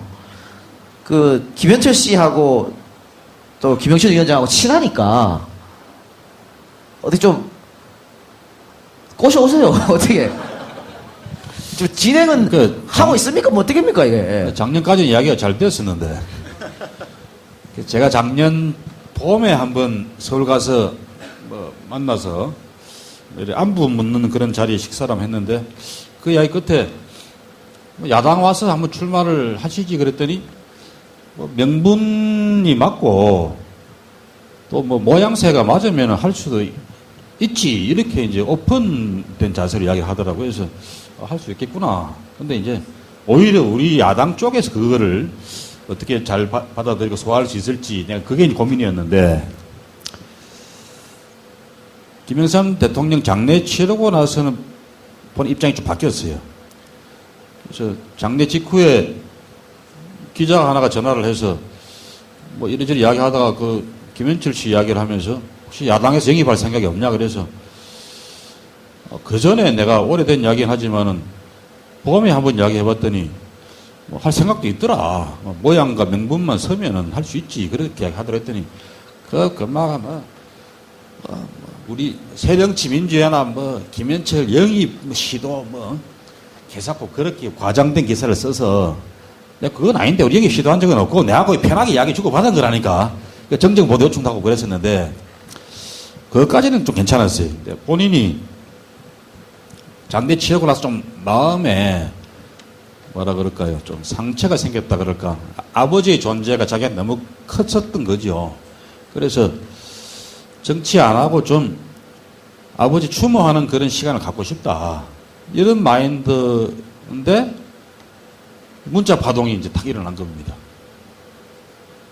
저는 그래 그런 마음 충분히 이해가 된다. 그러니까 49제 지내고 좀 천천히 이야기해보면 충분히 이번 총선에서도 김현철 씨를 우리 야당에서 출마시킬 수도 있겠다. 그런 생각 해봤는데 연말에 그냥 그 문자 파동이 딱 터지는 바람에 본인이 그 탁 이 마음에 부담이 생긴 것 같아요. 그래서 화도 많이 나고 문 대표한테. 그래서 제가 1월 초에 전화를 해보니까 왜 그렇게 뭐가 서툴고 말이야 다들 조급하고 그러냐. 나 진짜 기분이 나쁘다. 그리고 내가 뭐 며칠 전에 이야기한 대로 나는 아버지 상 치르고 이제 1년도 안 되는 상황인데 내 출마할 생각 없다. 그게 다 잘라서 이야기를 하더라고요. 현재까지는 그런 상황이고 그러나 본인이 이제 이 장례 치르고 나서 시간이 좀 흐르면 그런 게 좀 치유가 안 되겠습니까? 그래서 좀 시간이 해결해 줄 문제라고 생각을 합니다. 계속해서 노력해 주시기 바랍니다. 예. 예전에도 사실 김현철 씨를 데리고 와야 된다는 이야기가 있었거든요. 근데 그때는 데리고 오면 안 된다. 역풍 분다. 막 그랬었어요. 그랬었는데 지금 뭐 YS 국장 이후에 YS 재평가 이야기도 나오고 또 현철 씨 데리고 와야 된다는 분위기가 굉장히 좋아졌다고 봐요. 또 기소만 돼도 공천 주면 안 된다라고 주장하셨던 분이 지금 나가셨으니까 뭐 그런 문제는 또 해결되는 거 아니겠습니까? 예. 그리고 저는 이제 흔히 얘기하는 그 야권 지지자들 중에서 너무 좀 이렇게 뭐랄까요? 좀 폐쇄적으로 편협하게 보는 그런 시각이 있지 않나 하는 생각이 들어요. 그 삶의 궤적이 굉장히 길었던 분들은 다 공과 가가 있거든요. 그 옛날에 예를 들어서 박영선 대표가 그 이상돈 교수 모시고 오려고 했을 때 그거 막 반대하던 사람들. 또 지금도 김종인 씨인가? 예. 이제 들어오니까 또 그거 가지고 뭐라고 막 그냥 씹는 소리 하시는 분들. 좀 그러지 말고 좀 모든 사람이라는 게 보면은 그 큰 공과 함께 또 경우에 따라서는 그런 실수도 하는 거니까 너무 그렇게 작은 거에 연연해하지 말고 좀 크게 보시고 그리고 좀 이렇게 남을 이렇게 안 좋은 것만 씹는 그런 거보다는 그 상대방의 또 남들의 어떤 인물의 그 좋은 점을 먼저 보는 이러한 것이 우리 야권 지지자들에게도 좀 있어야 되지 않을까. 왜냐하면 어떨 때 보면 너무 욕하고 그 조롱진보, 입진보 이런 분들을 가끔 보게 되는데 이런 분들 때문에 사실은 분위기 굉장히 이상해지고 싸움만 더 격화되고 하는 거거든요. 그래서 좀 크게 뭔가 큰 뜻을 향해서 나간다면 통 크게 나가는 게 좀 필요하지 않을까. 좀 그런 것도 좀 필요하다고 봅니다. 문제는 데리고 왔을 때 도움이 되느냐죠. 도움 안 되면 뭐하러 이런 논란을 불러일으키면 데리고 옵니까? 그렇잖아요. 도움이 되리라고 보십니까? 이 부산 민심에? 도움이 되죠. 아, 네. 그리고 특히 이제 좀 연세 있으신 분들. 그러니까 아까 이제 말씀하셨지만 DJ나 노무현 지지자들은 굉장히 열성적인 그런 분들이 많지만 YS 지지자들은 좀 이제 뭐 나이도 좀 지긋하시고 또 점잖은 분들이 많잖아요. 이런 분들은 이렇게 한번 아무 말씀 안 하셔도 한번 다시 생각은 하게 되거든요. 그러니까 전 당연히 도움이 된다고 보고요. 그리고 예를 들어서 김현철 씨가 이제 부산에서 출마하고 아니면 거제도든지 아니면 또 김홍걸 씨가 이제 광주나 목포에서 출마하고 그래서 또 그 YS DJ의 또 그러한 그 결합이 또 상징적으로 이루어지고 당연히 도움이 될 거라고 생각을 합니다. 이제 김홍걸 씨는 이제 박지원이랑 한번 붙어야 된다. 이건 이제 이 작가의 아이디어였는데 그 김현철 씨가 뭐 부산이나 거제도에서 김홍걸 씨가 목포에서 이렇게 우리 당의 이름으로 같이 출마를 하게 되면 저는 그 자체로 아주 상징적으로 YS와 DJ의 역사적 화해 그렇죠. 다 우리 당을 통해서 실현되고 이제 그 2세대를 통해서 다시 새로운 차원으로 이 그 양자 간의 그 화해가 이제 열매를 맺는 그런 멋진 결말이 되지 않을까 싶어서 좀 그래 해봤으면 하는 그 욕심은 생깁니다. 욕심이 있습니까? 예. 그러니까 사실은 현철 씨가 여기 부산에 와가지고 김영춘 후보 찬조연설 같은 거 옆에 따라리 서가지고 도움이 되겠죠 투표에. 뭐 지금으로서는 마이너스가 아니라 플러스가 분명히 플러스가 분명히 된다. 예, 예. 예. 근데 제가 궁금한 게 하나 있는데 좀 네. 다른 이야기인데 네. 해도 됩니까? 예, 하십시오. 제가 이 자리에서도 들으신 분들이 많을 텐데 전에 YS 특집 했잖아요. 173화인가? 그때 보니까 우리 이 작가가 계속 YS 형 그러시더라고. 근데 오늘 왜 안 하시죠? 아, 영삼이 형? 아, 영삼이요. 예, 예. 저희는 대부분 다 형이에요. 그래서. 우리 김구 그러니까 선생 밑으로는 다 형이기 때문에. 제가 YS 형 그러는 사람은, 영삼이 형 그러는 사람은 돌아가신 김동영 의원. 예. 그다음에 지금 살아계시긴 한데 몸이 안 좋으신데 최영우 예. 전 의원. 이분들이 영삼이 형 하는 그 본 이래로 처음입니다. 몇십 년 만에. 예, 상도동계 이야기가 나왔으니까 그 상도동계 의원들은 어떻습니까? 그 더불어민주당을 지지하는 그런 편입니까? 김동영 의원 같으면 뭐 지난번에 문재인 지지한다라고 공개적으로 말씀하셨고. 그렇죠. 우리 국민들이 아직 잘 기억 못하고 계신 게 있습니다. 이 자리에 계신 분들도 그럴 텐데, 김무성 지금 대표는 당신이 YS 적자다 그러시지만 사실상 적자들이 따로 있습니다. YS를 오래 모셨던, 지금 좀 전에 이야기했던 김동영 전 의원, 정무장관까지 했죠. 김영선 정권 때. 그리고 부산시장을 지냈던 문정수 전 시장, 인천시장 지낸 최기선 전 인천시장, 울산 전 시장에 하셨던 심한구 전 시장, 이런 분들이 김영삼 대통령의 70년대부터 오래 모셨던 비서들이었고 또 정치인으로 성장해서도 함께 모셨던 그런 사람들입니다. 직계부대들이죠. 이분들이 한결같이 지난 대선 때는 박근혜가 아니고 문재인을 지지선 했습니다. 그리고 대통령 김영삼 대통령 아들인 김현철 씨도 문재인 지지를 했고요. 이걸 기억하는 국민들이 많이 없으세요. 그 결과로 지금 그 양반들은 새누리당에서도 지금 둥지를 떠나 있습니다. 박근혜 대통령 입장에서나 새누리 입장에서 그 사람들을 예우할 필요가 없잖아요. 그래서 그분들이 다 탈당해가지고 지금 바깥에 다 그냥 무당적 지대에 나와 계십니다. 저는 그런 분들을 우리가 함께 좀 다 모셨으면 좋겠어요. 그 지금 뭐 영입 한창이던데 그런 분들이야말로 좀 모시면은 그런 분들은 이제 나이가 많으셔갖고 직접 출마는 안 하실 겁니다. 예, 출마는 안 건데 하시겠지만 그래도 이제 우리 당의 든든한 외곽 그 병풍으로 모시면 얼마나 좋겠나 그런 생각을 해봅니다. 민주화 운동에 어떤 김영춘 의원한테는 대선배격이신 분들이고 그렇죠. 그렇죠? 네. 그분들이 뭐 한번 집을 나갔습니다만 뭐 다시 돌아오는 거 돌아와서 동생들 다 덕거려주고 한 게 그거 뭐 좋은 거 아니겠어요? 문정수 전 부산시장님은 민선 부산시 초대시장이었는데 이번에 제 이제 국회의원 선거 나가는데 후원회 회장을 맡아주셨어요. 아시겠지만은 원래 우리 오늘 행사 요 가운데 한 명 더 모시기로 했었거든요. 문정수 방금 얘기한. 그래서 제가 그럼 나 안 한다 그랬죠. 예.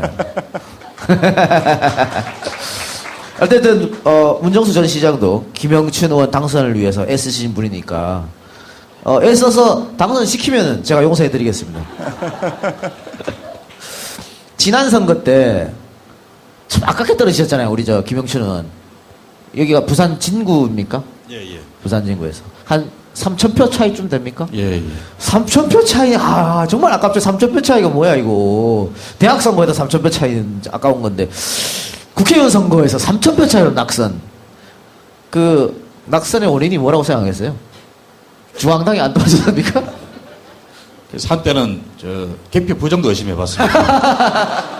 제가 출구조사, 그러니까 투표소 밖에서 찍고 나오는 사람 조사하는 게 출구조사 아닙니까? 그래서 방송국에서 딱 개표 시작하면서 투표 종료와 함께 내보내는 출구조사 발표에 제가 이겼어요. 지난 4년 전에. 그것도 한 5% 좀 이기는 걸로 발표가 되더라고요. 근데 깨보니까 졌어.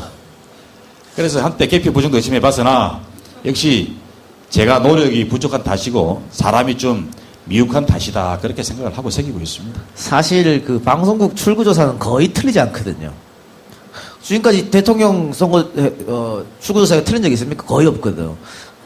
거의 유일한 케이스가 아닌가. 몇 개가 있더라고요. 또 찾아봤군요. 나 말고 다른 사람이 또 이런 게 있냐 하고 찾아본 것 같은데. 어쨌든 지난번에는 부산에 내려와서 첫 치르는 선거였고 예. 조직도 미비했을 것 같고요. 준비도 좀 미비했을 것 같습니다. 근데 그동안 4년 동안 갈고 닦았을 거 아닙니까? 조직도 정비하고 많은 분들 만나러 다니시고 봉사활동들도 좀 하고 이번에는 희망이 있습니까?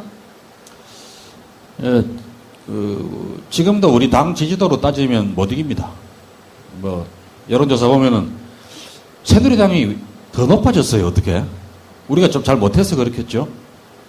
뭐 50몇 프로, 60%가 넘는 조사도 나오고 그러는데 그 뭐 60대 15, 12 막 이런 조사가 나오더라고요. 그래서 그거 보면 막 깝깝하고 절망스러운데 그러나 새누리당 지지하시는 분들도 현명한 분들이 많습니다.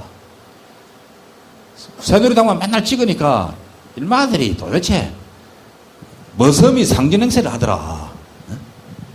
그래서 채찍질을 좀 해야 된다. 이렇게 생각하시는 분들 많고 그런데 야당 후보가 시원찮으면 못 찍는데 김영춘의 사람 괜찮네.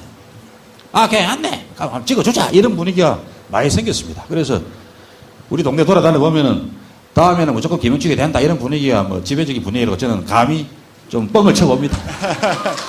네. 우리 지금 방송으로 듣고 계시는 EJ 청취자분들, 친척들 살고 계시면 전화박 돌리시기 바랍니다. 돌려서 김영춘 좀 밀어주라고. 그거 저 사람 좋다 그러더라 이러면서 밀어주시기 바라고. 우리 정 교수님은 사실은 그동안 쭉 부산에서 활동하셨으니까 특히 이제 야당에 뭐 있다 그러면 항상 나가서 행사 뭐 진행도 보시고 여러 사람들 어울리는데 제가 이렇게 보니까요 몇십 년 동안 거기 나오시는 분 늘 똑같은 분만 나오시고 보시는 분들도 똑같고 예, 그러니까 젊은 피들이 수혈이 좀 안 되는 것 같아요. 그러니까 부산에서 야당을 지지할 수 있는 사람들 정체돼 버렸다 어느 순간부터 새로운 분들 이렇게 젊은 지금 이렇게 많이 이런 젊은 분들이 와서 좀 으쌰으쌰 해줘야 되는데 그 부분이 좀 부족한 것 같은데 그런 걸 해결하려면 어떻게 좀 방법이 있을까요? 방법이 쉽지 않죠. 예를 들어서 외국, 그러니까 이른바 선진국이라고 하는 나라들은 아까 이제 정당에 대한 얘기도 나왔지만 정당 정치가 근간이고 그다음에 이 정당에 참여하는 사람들이 이렇게 다니는 사람들이 보면은 행사하면 오는 사람들이 젊어요. 물론 이 나이가 있는 사람들도 있지만 굉장히 다양하고 젊은이들이 굉장히 많고 특히 대통령 선거하면은 나가가지고 자원봉사하면서 뛰는 사람들은 대부분 젊은 사람들이고 근데 우리나라는 이게 경제가 안 좋아져서 그런 건지 이 젊은 분들이 정치에 별로 관심이 없는 것 같아요. 근데 제가 아까 말씀드렸듯이 우리의 일상, 나의 지금 현실을 바꿀 수 있는 거는 경제이긴 한데 그 경제를 결국 결정짓는 거는 정치거든요. 그런데 젊은 분들이 좀 정치에 생각보다 좀 관심이 없는 것 같아서 그게 좀 아쉽고 그다음에 부산의 지역 정서 관련해서 전 참 그 답답한 거는 뭐냐면 우리가 흔히 영남 그러잖아요. 영남. 그럼 이제 이게 대구 경북과 부울경, 부산 경남 울산 여기가 포함되는 건데 사실 이 영남이 하나가 아니거든요. 그러니까 김영삼 때 YS 때 사실 이 부산 경남은 야도였고 근데 지금 이제 저쪽으로 넘어가긴 했지만 사실 그 TK랑 PK는 다르죠.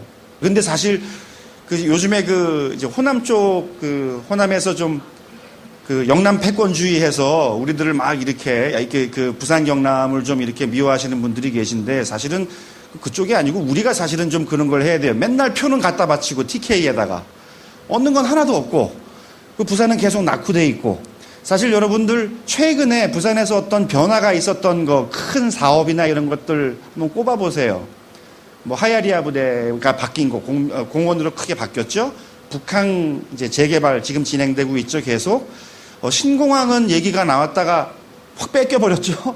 지금 하지도 못하고 있잖아요. 신공항은 이거 다 언제 결정된 거예요?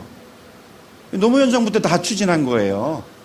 근데 이 부산에 계신 분들은 자꾸 TK 쪽에다가만 표를 갖다 바치시고 그리고 이제 노무현 같은 인물은 뭐 문재인 같은 인물 이렇게 에이 뭐 하면서 좀 이렇게 뭔가 정을 잘 주기를 싫어하시는데 우리들의 현실을 감안하면 우리가 이제 TK에다가 표를 자꾸 갖다가 바칠 게 아니고 우리들을 위한 그러한 투표를 해야 되지 않나. 그래서 좀 그러한 인식의 전환들이 좀 왔으면 하는데 이게 이제 좀 아직은 좀 쉽지 않은 그러한 면이 있죠. 근데 아까 이 작가가 말씀하셨듯이 선거 때마다 계속 바뀌고 있으니까 이번 총선, 다음 대선, 또 그 다음에 지방선거, 저는 이렇게 해서 계속 저는 결국에 변화가 이제 조만간 오지 않을까, 저는 그렇게 생각을 합니다.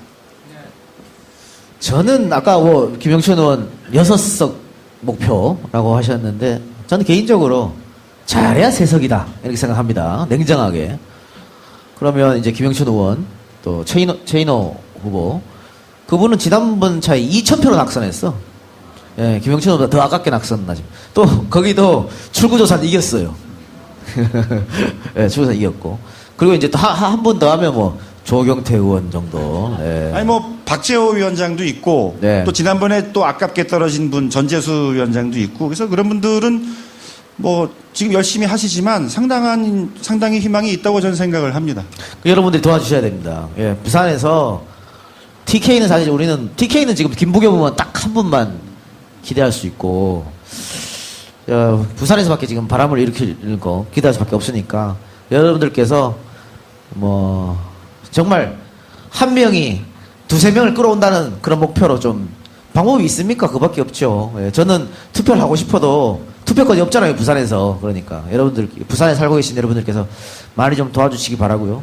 그리고 이제 네. 방송 듣는 청취자분들께서도 부산이 고향이거나 그럼요. 부산에 예. 연고가 있거나 친구가 있거나 친척 친지가 있거나 그러면 전화해서 좀 당부도 하시고 그럼요. 예. 거기 좋은 사람들 많다 좀 얘기도 좀 해주시고 하면은 당연히 전 도움이 될 거라고 생각을 합니다. 네. 우리 EJ가 100회 콘서트 때, 성남시 협조로 굉장히 큰 홀을 거의 무료로 빌렸습니다. 2,000석이 넘는 그런. 그건 뭐 성남시장이 우리 편이니까. 가능한 거 아니겠어요? 그래서 저는 다음 총선 끝나고 EJ 부산 콘서트 이렇게 뭐 락큰롤 공연장 말고 정말 아주 큰 2,000석 넘는 그거 어떻게 가능하나? 국회의원이 우리 편이니까 가능할 수 있도록 특히 이 부산 진구에서 뭐 김영춘 의원이 이렇게 해서 EJ를 덕으로 당선됐다 이렇게 우리가 없는 말 막 버티려고 그러면 그거 나중에 내가 전화 한 통 딱 해가지고 콘서트 해야 되는데 그러면 발벗고 도와주시지 않겠습니까? 예, 알겠습니다. 네, 그런 걸 위해서라도 여러분들 많이 도와주시기 바랍니다. 자, 이제 어느덧 마칠 시간이 됐는데요. 좀 안타까운 게 아직도 사실은 뭐 DJ 노무현 하면 이야기거리도 많고 관련 책도 많이 나왔고 많은 사람들이 그걸 가지고 열정적으로 토론하고 또 그 두 분이 생각나서 눈물도 흘리고 그렇거든요. 근데 YS는 돌아간 지 얼마 안 되셨음에도 불구하고 아직 그 추억이 지금 사라져버린 것 같고 특히 부산에서 또 더 그런 것 같고 그렇습니다. 근데 물론 공과 가가 있는 분이시지만 우리가 쭉 얘기한 것처럼 과보다는 공이 많은 분이 아니신가. 그렇다면 어떻게 하면 이 YS의 유지를 계승하고 또 많은 분들한테 좀 알려줄 수 있을까. 이런 말씀 하면서 또 김영춘 의원은 그 YS에 대한 어떤 본인이 갖고 있던 생각 이런 것까지 해서 마지막으로 한마디 좀 해주시기 바랍니다. 예, 뭐 서울이나 뭐 거제도 이런 데는 관련 시설도 있고 합니다만은 부산은 정작 아까 말씀드린 대로 YS가 거제도에서 탈당을 해서 도저히 정치를 할 수가 없으니까 자유당에 그래도 부산 같으면은 나를 당선시켜 주겠지 하고 찾아온 데가 여기입니다. 여기서 중고등학교를 다녔고요. 그래서 지역구만 무려 7번을 부산에서 당선이 됐습니다. 그럼에도 불구하고 부산에는 김영삼 대통령을 기념할 만한 시설이나 뭐 아무것도 없어요. 그래서 저는 저대로 좀 부산 민주항쟁기념사업회 그쪽하고도 이야기를 해보고 있는데 김영삼 대통령 추모 기념사업을 아주 뭐 소박한 수준에서부터 한번 조금씩 해보려고 그럽니다. 큰 시설을 집권하기는 힘들다고 하더라도 마음이 있는 곳에 길이 있지 않겠습니까? 그래서 그분이 걸어왔던 길에 대한 무슨 뭐 사진전을 해본다든지 또 뭐 작은 무슨 흉상이나 동상을 세워본다든지 이런 식의 작은 노력들을 쭉 쌓아가다 보면은 그런 일들이 크게 꽃피우는 또 때도 있을 거다 싶어서 그런 일들을 진행하려고 그러고요. 그런 일들은 뭐 정당이나 뭐 이념의 경계를 가리지 않고 좀 폭넓게 호응하는 분들이 있으면 같이 모셔서 그렇게 진행해 보려고 생각하고 있습니다. 정 교수님도 마지막 한마디 해주시기 바랍니다. 예, 매번 선거가 있을 때마다 꿈을 꾸는데 아직 그 꿈이 이게 실현이 되지 이제 않더라고요. 이번에 좀 그 꿈이 이제 가까이 오는 계기가 됐으면 하는데, 특히 이제 부산에 계신 분들은 좀 뭐랄까요, 우리가 우리를 위한 좀 투표를 해야겠다. 맨날 저쪽에 우리랑 상관없는 우리를 이용해 먹기만 하는 그러한, 정치 집단에게 투표를 할 게 아니고 우리를 위해서, 우리 자식을 위해서, 우리가 투표를 해야 되지 않을까.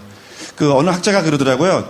TK 권력, 저쪽에 호남에 계신 어떤 분들은 자꾸 영남 패권주의 그러시는데요. 좀 사정을 잘 못 알고 그러시는 것 같아요. TK 권력, 영남 권력은 사실 TK 권력이에요. 근데 TK 권력을 어느 분은 학자는 200년 됐다고 합니다. 순조 때 김조순의 딸이 왕비가 되면서 안동김 씨가 권력을 잡은 그 이후로 200년 동안 TK 권력은 우리나라에서 흔들리지 않았대요. 노무현 대통령은 후보 확정 때 연설에서 600년이라고 말씀을 하셨는데 길게 보면 600년이고 짧게 보면 200년인데 근데 우리가 우리의 현실이 이렇게 지금 어렵고 부산의 현실이 특히 어렵고 힘든 상황에도 불구하고 우리가 우리의 투표권을 너무 엉뚱한 데 쓰는 게 아닌가 생각이 들어요. 그래서 우리 부산 시민들이 다시 한번 인식을 좀 새롭게 하고 우리들의 미래를 위해서 우리들의 자식을 위해서 좀 더 이제 지금 세상 돌아가는 거에 대해서도 좀 새롭게 생각을 하시고 그리고 그것에 기반해서 투표를 하신다면 이렇게 김영춘이나 아까 얘기하신 최인호나 전재수든 그다음에 이런 지금 후보자들이 열심히 뛰고 있는데 이런 분들을 위한 투표를 한다면 우리들의 당장 현실이 바뀔 수 있지 않을까. 그래서 우리들의 꿈이 빨리 이루어지지 않을까 생각을 합니다. 그래서 부산이 우리나라에서 가장 살기 좋은 도시가 돼야죠. 지금처럼 자살률 1등 GDP 꼴찌 이런 식으로 계속 가면 되겠어요? 그거는 우리의 존심이 허락하지를 않죠. 그래서 많은 분들 동참하셔갖고 우리의 꿈을 이루는데 빨리, 그 꿈을 빨리 실현화시켰으면 하는 그러한 간절한 바람입니다. 감사합니다. 네, 고맙습니다. 그냥 끝내기 아쉬우니까 현장 질문 딱 2분만 받겠습니다. 질문. 우리 박근혜처럼 짜고 치지 않습니다. 이거 진짜 즉석으로 받습니다. 네. 예. 뒤에 분. 빨간, 예. 선생님 개표 부정 이런 얘기가 좀 나오는데 그에 대해서는 어떻게? 대선 때 개표 부정이요? 예. 자, 김영철 대답하십시오. 바랍니다. 저희 당 국회의원들도 그걸 조사도 해보고 따져봤는데 명확하게 딱히 증거를 찾기가 힘들다라는 결론이었습니다. 그래서 더 이상 시비를 하지 않고 접어버렸던 문제인데, 그럴 수 있는 개연성은 있긴 하지만 그걸 계속 우리가 떠드는 것이 제 생각에는 이번 총선을 이제 목전에 두고 있고 대선을 목전에 두고 있는 상황에서 크게 이기는 길은 아닌 것 같아요. 오히려 털어버리고 우리가 이길 수 있는 그 길로 더 크게 마음을 열고 국민들 마음을 얻어나가는 노력을 해야 되지. 지금 3년이 지났는데 계속 깊이 부정을 말하고 있어서 중간에 있는 국민들이 도저히 우리한테 표를 줄 마음이 생기겠습니까?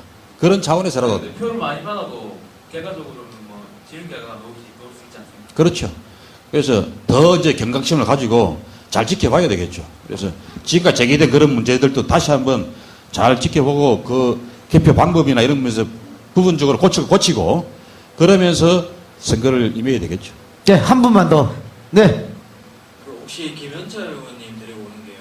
다시 아까 정혜준 교수님께서 비판하셨듯이 인물 정치를 하는 거라고 생각이 들지 않는지 한번 의견 듣고 싶습니다. 김현철을 데려오는 게 결국 또 우리가 과거와 같이 어떤 한 인물에 의존하는 이러한 정치로 돌아가는 게 아닌가. 일단 제가 짧게 말씀드리면 아까 김 위원장도 얘기했지만 일종의 상징성이라는 게 있는 것 같아요. 그리고 그것이 또 우리 현실의 정치에 도움이 된다면 고려해 볼 수 있는 그러한 아이디어가 아닌가. 그리고 아까 또 이 작가가 얘기했던 목포나 광주에서 김홍걸, 부산이나 거제에서 김현철, 또 일종의 지금 우리 야권에게 특히 필요한 화합의 메시지가 될 수도 있고 여러 가지 의미가 있다면 한번 긍정적으로 생각해 볼 수 있지 않을까 그런 차원에서 말씀을 드렸던 거고요. 네. 김 위원장은 저는 이기고 싶어요. 이길 수 있다면 어떤 일이라도 좀 하고 그렇죠. 싶습니다. 정말. 네. 예. 그래서 사실 야권 지지자들 중에 조금 좀 다르게 생각하셔야 될 부분이 뭐냐면 많은 분들이 요구하는 그러한 것들 사실 그게 권력을 잡아야지 할 수 있는 것들이거든요. 근데 권력을 잡지 않은 상태에서 그런 걸 자꾸 이제 얘기를 하시면은 사실은 또 우리 스스로 힘들어지고요. 일단은 그러한 그 취지와 뜻을 우리가 깊이 새기고 일단 현실 정치에서 또 총선 대선에서 이길 수 있는 방안을 총동원한 다음에 그다음에 뜻이 이루어지면 그다음에 당연히 이제 그러한 것들을 실현을 시켜야겠죠. 네, 고맙습니다.